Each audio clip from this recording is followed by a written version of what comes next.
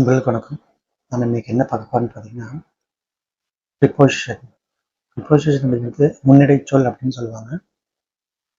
The preposition is a word placed before a noun or pronoun to shows its relationship, time, place, direction, etc.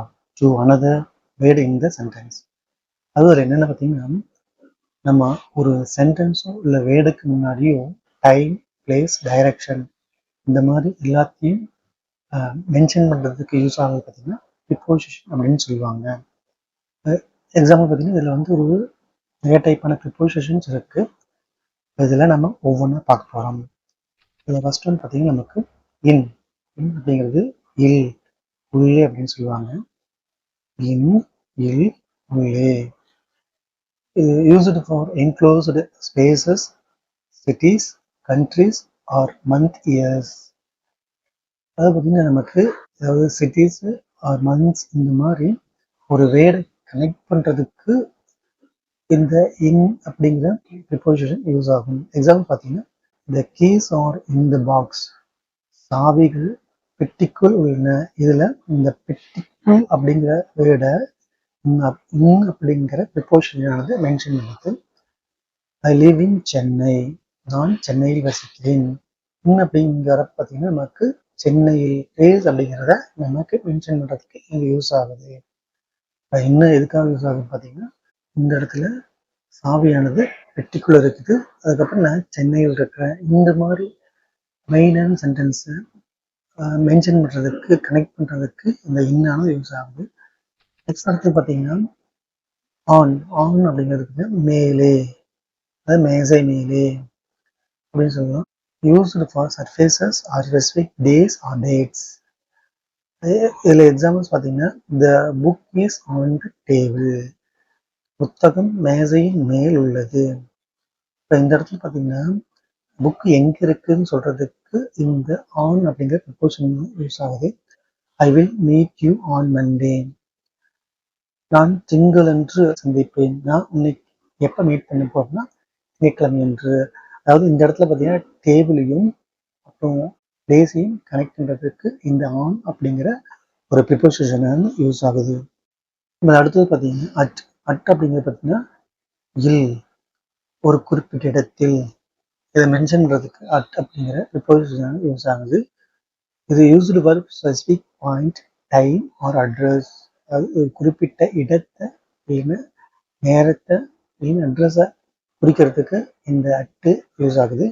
Examples பார்த்தீங்கன்னா is at the bus stop, அவன் பேருந்து நிலையத்தில் இருக்கிறான். இந்த இடத்துல at அப்படிங்கிறது பார்த்தீங்கன்னா அவன் எந்த இடத்துல இருக்கிறான், பேருந்து நிலையத்தில் இருக்கிறான், அதை குறிக்கிறதுக்கு இந்த அட்டானது யூஸ் ஆகுது. The meeting starts at 10 AM. அதாவது பார்த்தீங்கன்னா கூட்டம் காலை 10 மணிக்கு தொடங்குகிறது. இந்த இடத்துல பார்த்தீங்கன்னா இந்த டைமை மென்ஷன் பண்ணுறதுக்கு அட்டானது யூஸ் ஆகுது. ஃபர்ஸ்ட் சென்டென்ஸில் பார்த்தீங்கன்னா ஒரு இடத்த குறிப்பிடறதுக்கு, செகண்ட் சென்டென்ஸ் பார்த்தீங்கன்னா நேரத்தை குறிப்பிடறதுக்கு இந்த அட்டானது யூஸ் ஆகுதுன்னு சொல்லலாம். அடுத்தது பார்த்தீங்கன்னா அண்டர், அண்டர் அப்படின்னு அடியில்னு சொல்லுவாங்க. அடியில் கீழே. Something is already below another object. அதாவது பார்த்தீங்கன்னா ஒரு ஆப்ஜெக்ட் பார்த்தீங்கன்னா எதுக்கு கீழே இருக்கா அதை மென்ஷன் பண்ணுறதுக்கு தான் பார்த்தீங்கன்னா அண்டர் அப்படின்னு சொல்லுவாங்க. எக்ஸாம்பிள் பார்த்தீங்கன்னா the cat is hidden under the bed, பூனை கட்டிலுக்கு அடியில் ஒளிந்திருக்கிறது. அண்டர் அப்படிங்கிறது பார்த்தீங்கன்னா அடியில், அதாவது பூனையானது பார்த்தீங்கன்னா கட்டிலுக்கு அடியில் இருக்குங்கிறத மென்ஷன் பண்ணுறதுக்கு அண்டர் யூஸ் ஆகுது. அடுத்தது பார்த்தீங்கன்னா தி சேட் அண்டர் த ட்ரீ, நாங்கள் மரத்துக்கு அடியில் அமர்ந்தோம். இந்த இடத்துல அண்டர் அப்படிங்கிறது பார்த்தீங்கன்னா ஒரு பிளேஸை கீழே நம்ம இருக்கு, அதாவது நம்ம மரத்துக்கு கீழே இருக்கிறோம் அப்படின்னு சொல்றதுக்கு இந்த அண்டரானது யூஸ் ஆகுது.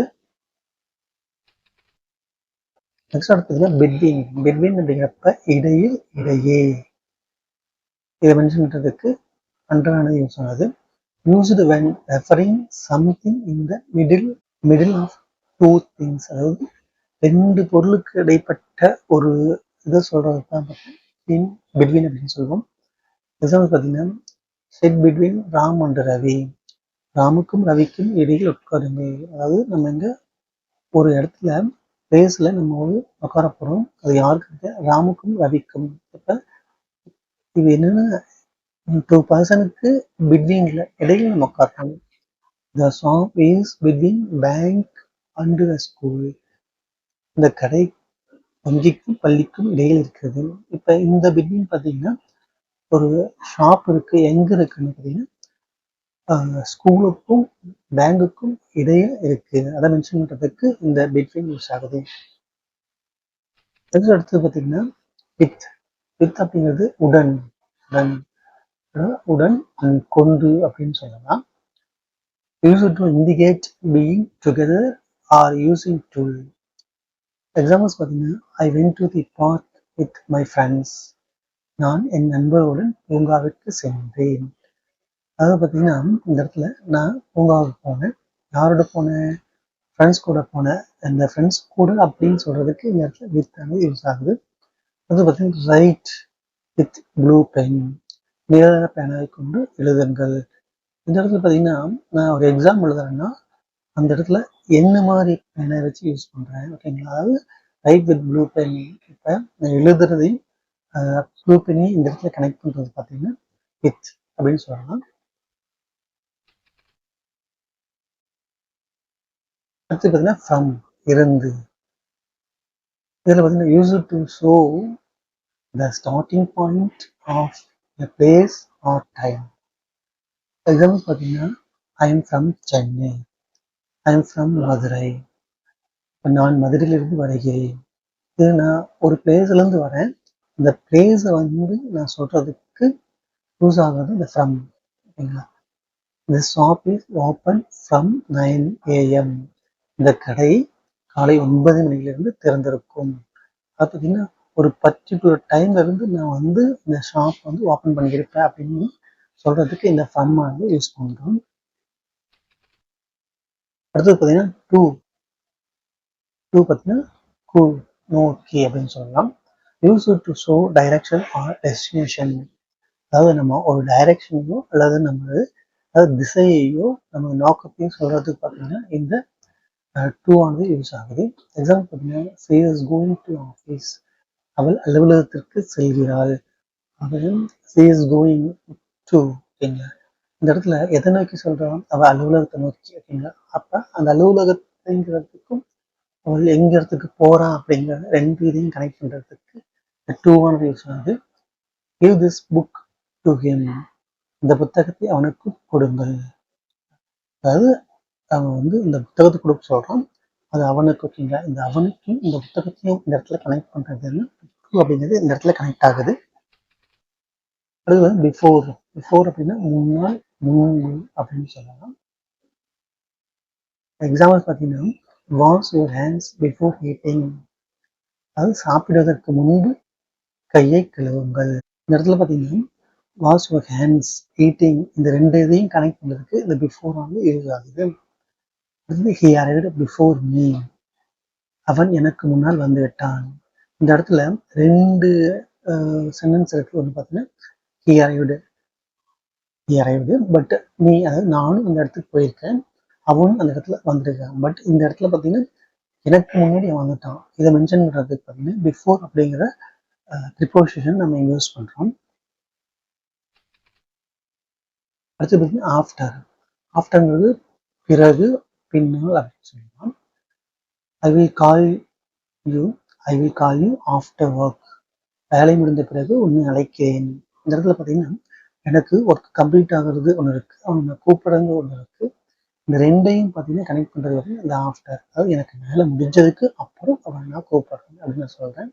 Don't run after the bus. பேருந்துக்கு பின்னால் ஓடாதே. இங்க என்ன சொல்றாருன்னா போறப்ப என்ன, ஒரு பஸ் வந்ததுன்னா இந்த பஸ்ஸுக்கு பின்னாடி போகக்கூடாது, அதாவது பஸ்ஸுக்கு பின்னாடி ஓடக்கூடாது அப்படிங்கிற இந்த இடத்துல பஸ்ஸுக்கும் ரன்னு, ஓகேங்களா? இந்த ரெண்டையும் கனெக்ட் பண்ணுறது பார்த்தீங்கன்னா ஆஃப்டர் அப்படிங்கிற வேர்டானது கனெக்ட் பண்ணுது. ஒரு 10 டைப்பான ப்ரிப்போசிஷன்ஸ் பார்த்தோம். இது எல்லாமே பார்த்தீங்கன்னா ரெண்டு வேர்டு, ரெண்டு சென்டென்ஸ் இந்த மாதிரி கனெக்ட் பண்ணி ஒரு சென்டென்ஸாக ஃபுல்ஃபில் பண்ணுறதுக்கு யூஸ் ஆகுது. வழக்கம் போல தான் இந்த சேனலை லைக் பண்ணுங்கள், சப்ஸ்கிரைப் பண்ணுங்கள், கமெண்ட் பண்ணுங்கள். அது எனக்கு இன்னும் நிறைய மோட்டிவேட் பண்ணி வீடியோஸ் போட யூஸ் ஆகும். தேங்க்யூ.